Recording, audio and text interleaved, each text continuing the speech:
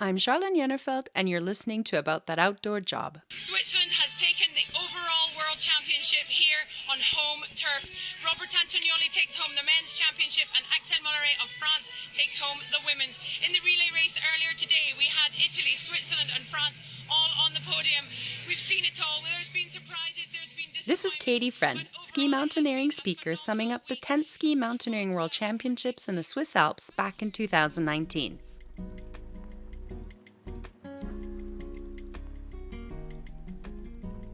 So what exactly is ski mountaineering? In this competitive sport, participants have to first ski uphill and then downhill. The racers need to navigate courses that can attain up to nearly 2,000 meters in elevation, and they need to pass specific checkpoints. To win, you need to be the first to cross the finish line.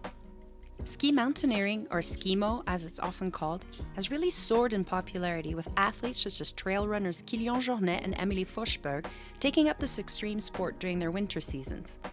Back in the summer of 2021, the Olympic Committee confirmed that ski mountaineering would be part of the 2026 Winter Olympics. So Catie, how exactly does a girl from Scotland end up being the official speaker for the International Ski Mountaineering Federation? Completely by chance, quite frankly. After traveling solo in her early 20s, Catie returned to Scotland and began working in event management. Eventually, she and her family, with 2 young children, made the move to Switzerland. At the time, she was a stay-at-home mum.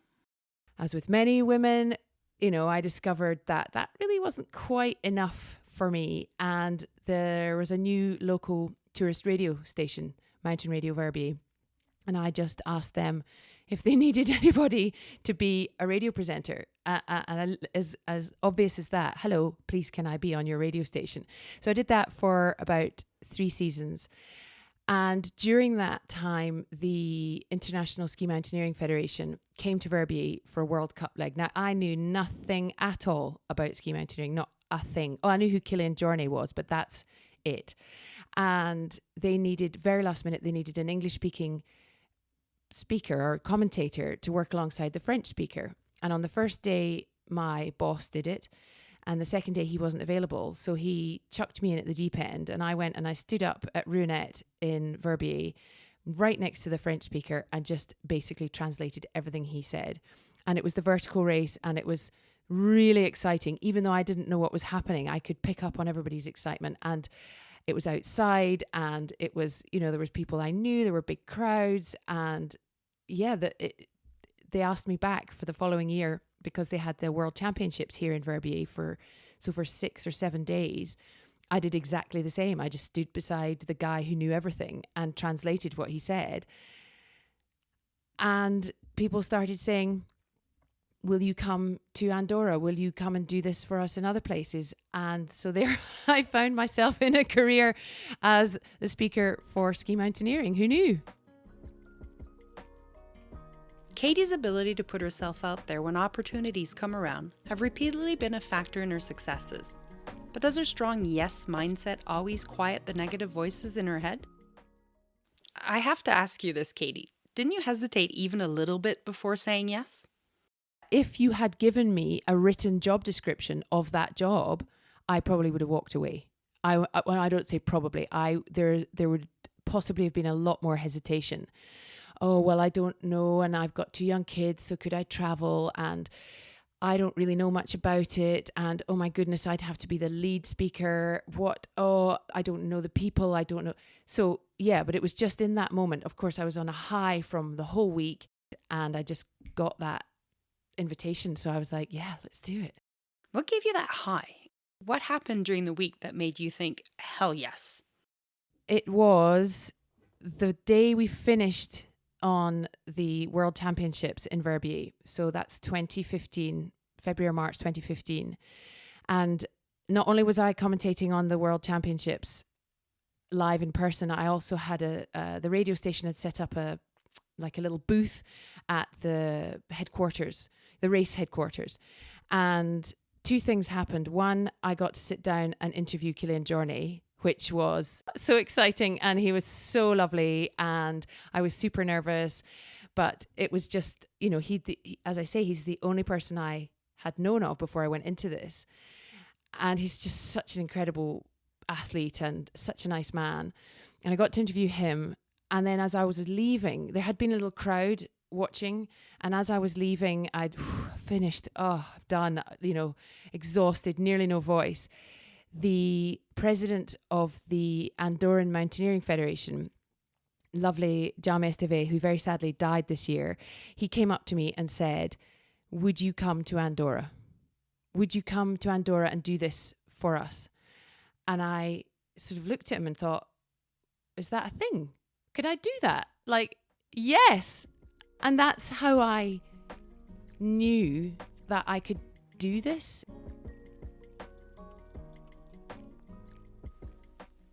Catie, can you tell us what exactly you do as a ski mountaineering speaker?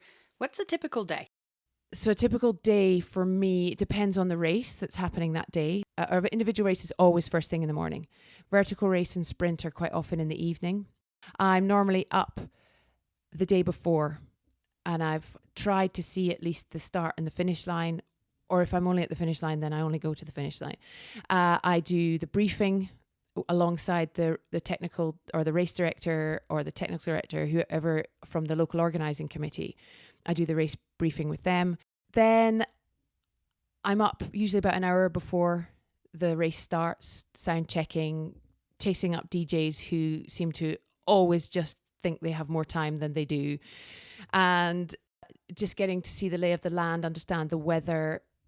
Sometimes I'm also live streaming, so I've got a screen to check. I'm working sometimes with a co-commentator, for example, in Andorra. It's the perfect example because I know it the best. I'm the lead commentator because I'm the official speaker, but also because I'm the speaker that speaks only one language, whereas the co-commentator who speaks two has to follow. I mean, it sounds I don't mean it to sound so draconian, but what I mean is I know the sport and the athletes, and he then translates and adds in and so on. We work together, we sound check, we talk to the timing people, we get our start lists. I tend to have mine the night before because I like to highlight who is an espoir, so that's an under 23 within the senior category, because it happens so fast at the end that you can't always tell who's who. Either we start it off, if it's an individual race, I do the official start. It's part of the rules that the official speaker must be at the start for an individual race to make sure that the timings are adhered to. Although I'm not in charge of the timings, the timer and the head of the jury are in charge. I have to announce that to the athletes and the coaches and so on. And then they start, and then depending on the race, whether it's an individual race, I will sometimes get times as they are going around the course. But often I'm starting the senior men, the junior men, this junior women usually always start first on a shorter course. And then there's the senior women. So it's all quite frantic at the beginning. These days, they've managed it so that the categories more or less come in individually. So the winning senior men, the winning junior women will come in roughly bunched together. Back in the day when I first started, I was getting the junior men finishing in the middle of the senior women. And at the times I've had to apologize for missing somebody coming across the line. It's really, so that's how it looks. It's really frantic. It's really exciting. If it's a sprint race, it's full on. It's every 3 minutes. It's timing sheets and signing off with the jury and really knowing what's happening next and who's coming and what's going on, or a relay race where they're one after the other within a team. And I find that really exciting. And though Catie finds her job exciting and she's passionate about what she does in the sport, it hasn't come without some challenges. You're a wife, you're a mom, you're the speaker for the ski mountaineering. And to do that last one, you often have to go away. Is that tricky to balance? Well, as I said earlier, I was a mum with 2 very young children and a husband who travels a lot, not anymore because of COVID, but he traveled a lot for work. And so at the beginning, it was difficult. I'm not going to lie. It was challenging for us as a family. 2 young children, a husband who, let's face it, whose salary or whose earnings far surpass whatever I was earning doing a couple of weekends a year. So he's the one that's paying the mortgage. So we had to find a balance of me saying, look, I realize that what I'm doing is not going to pay the bills. It's not going to, but I need this. This is really important for me. I love it. It gives me confidence. It takes me away from just being mummy. And it gives me so much pleasure. I'm meeting people, I'm traveling, and I love being at home with my kids. And it's been the biggest privilege of my life to have had that opportunity, to have spent so much time with them growing up. But how it impacted my life was that now that they are bigger, they're 11 and 13, I'm getting more and more work, and it is easier and easier for me to go away because they have a better, well, they're older. My husband is at home more, but also they have a better relationship with their dad because I had to just step away and they had to muddle through. And despite the 17,000 things I would put in the freezer, which I don't do anymore, by the way, you know, they had to just figure it out for themselves. And I don't think they would have had that opportunity. And, you know, we had people helping, my mum, au pairs and that sort of thing. So it was, but it's now, as I'm coming into the more freedom part of my life where they're growing up, I'm not scrabbling around thinking, oh my God, what am I going to do now? I know what I'm going to do. I'm doing it and I love it. Catie, could you share what learnings had the biggest impact and serve you most in your job? I would say for myself, the biggest thing for me was confidence in speaking.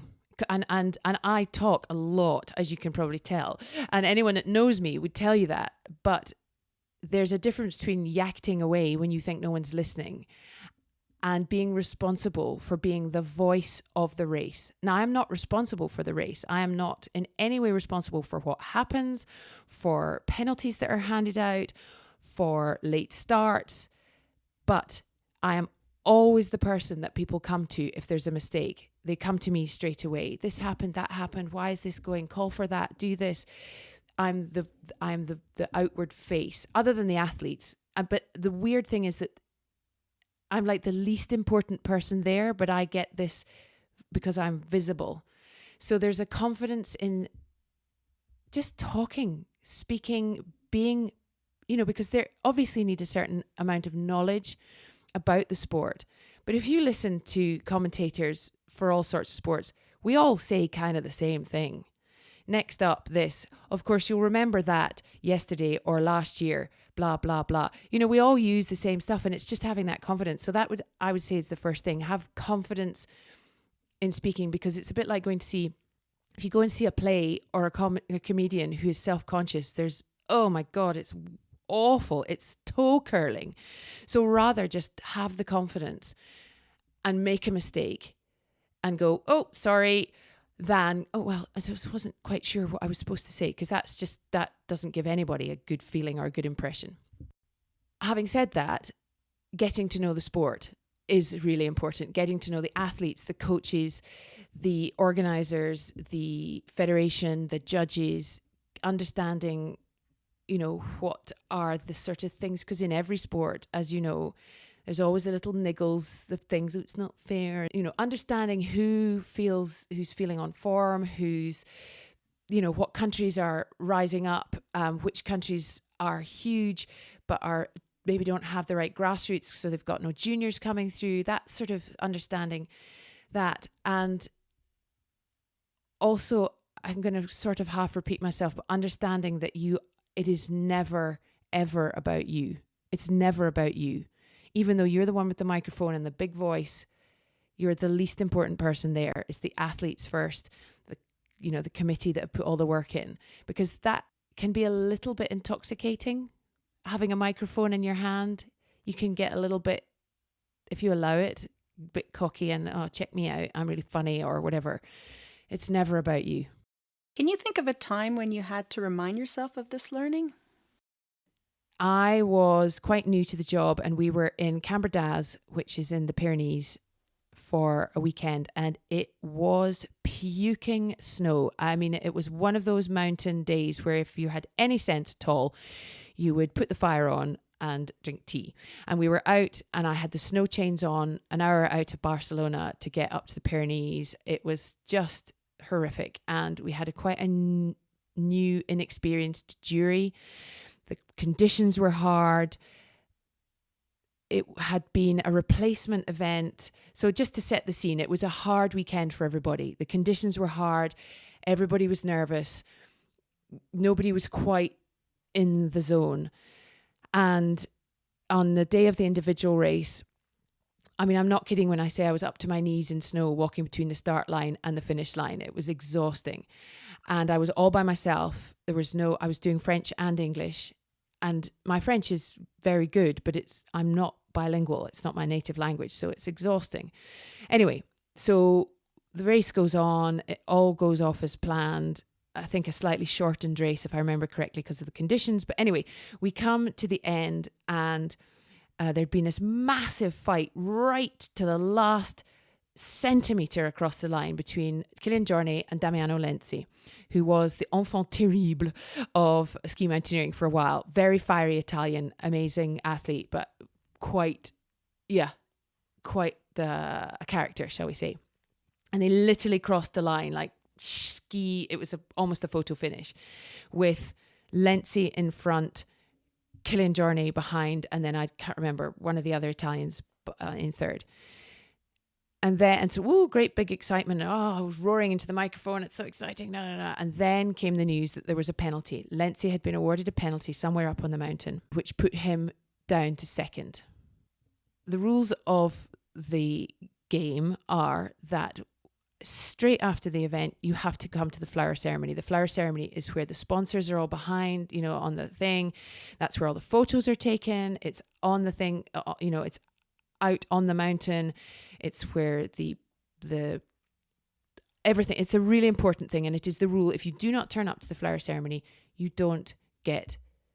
disqualified. That's the end of it. So the senior men are always the last announced. So you start with the juniors, junior women, junior men, blah blah blah.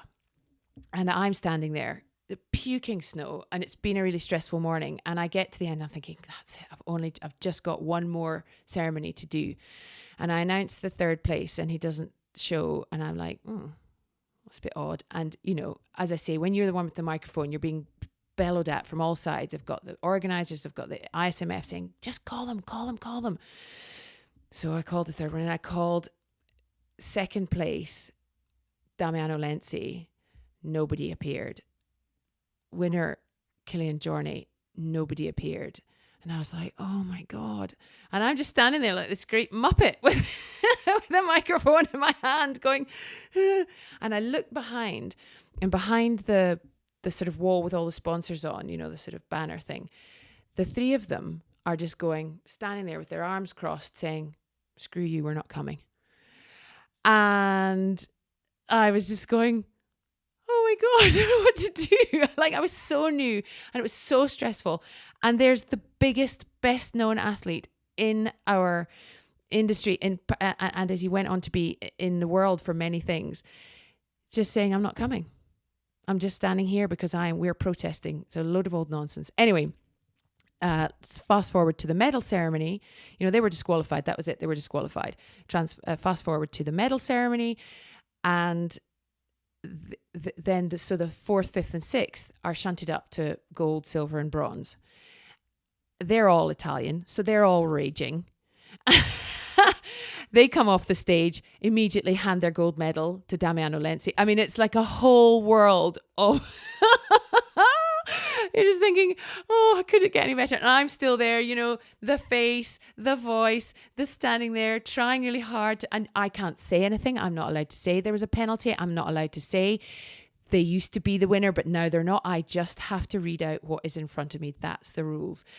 And anyway, the point of my very long story was, it was absolutely mortifying for me. But what I realized afterwards, that I was not the only person that was suffering. I was not the only person that was thinking, what on earth is going on here? How do we manage this? How do we do this? And what I learned later was that, first of all, it's nothing to do with me. As I said earlier, it's absolutely nothing to do with me. It's not my fault. Nobody's actually looking at me going, useless woman. But I just felt it. As I say, it wasn't about me, although it felt horrifically like it. Did you have a mentor? Did anyone play that role for you to help you navigate this? Not at all. Not in the slightest. Being a freelance commentator, I suspect, is being a freelance in many things. You're all in competition. There are not many of you. And in competition, that sounds a bit harsh, but no, I had to figure it all out for myself, which is why it took quite a long time for the confidence to come. And every year, now I am the official speaker for the ISMF.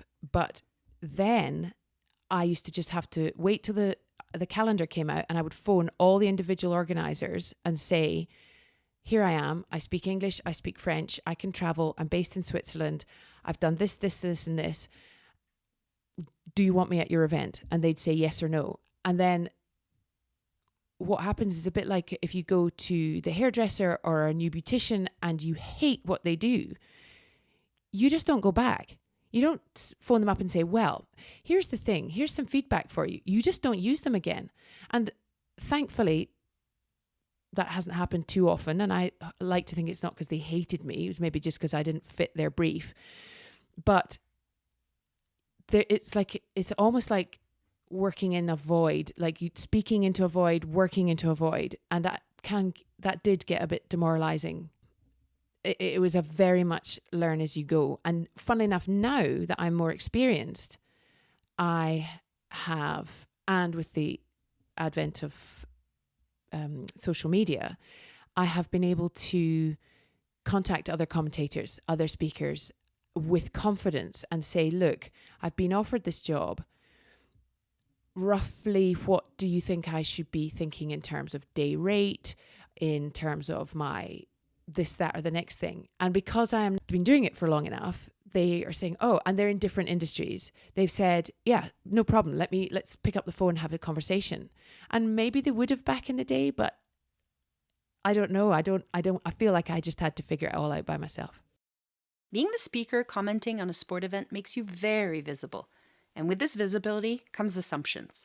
I asked Catie what misconceptions many of us looking in from the outside may have about her job. You see social media and you see a commentator or a speaker or a presenter, and, the microphone gives this, as I said, it gives this sort of gravitas. It gives this, it's like a power tool. People go, oh my God, that's so cool. You must be amazing. You must do this really cool job. And actually, that's not necessarily the case. There is a lot of hard graft that goes into before you pick up the microphone. And there's a lot of fear in picking up that microphone. And yes, you have to be the kind of person that's happy to work through that fear. But it can be kind of off-putting. Even now, in the years I've been doing it, I look at people that are more visible than I am, or more whatever, famous for, the amazing commentators like Gabby Logan and Claire Balding, and I think, oh my God, they're so amazing. They're like in a different league, but they're just doing the same job as me. They've just been doing it longer, better, for whatever, and the point I'm trying to make is we're all trying to do this job that we love, and having a microphone in your hand doesn't make you any cooler than anybody else or any more amazing than anyone else. But I think that can be quite off-putting for people who might want to get into it.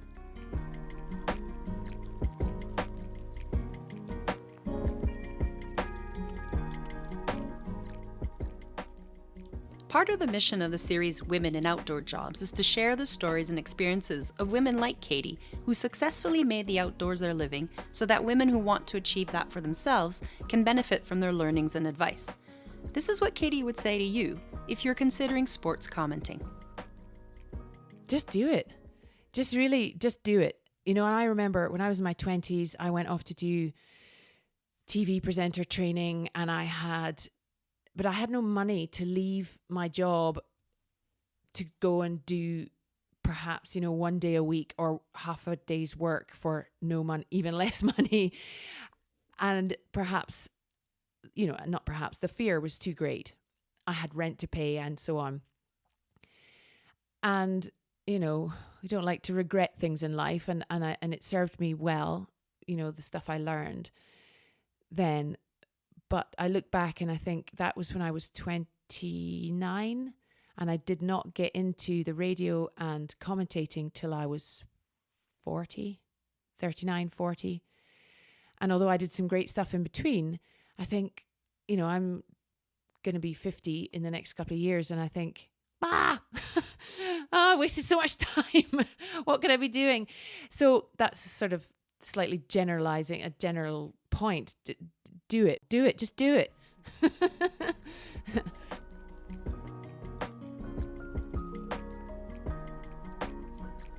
Thanks to Catie Friend for taking the time to talk with me. You can find Catie on Instagram at CatieFriend and CatieFriend.com. And Catie is a fellow podcaster at Chatting to a Friend. Check the resource listed on our show notes, where I've shared one of my favorite episodes where Catie chats with endurance athlete and author Mimi Anderson.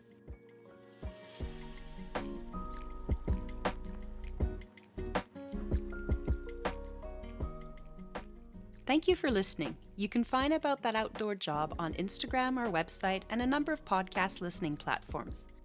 You can support our new podcast by subscribing and leaving us a review. A review makes our podcast more visible so others can discover it as well. This episode was produced and hosted by me, Charlaine Jannerfeldt.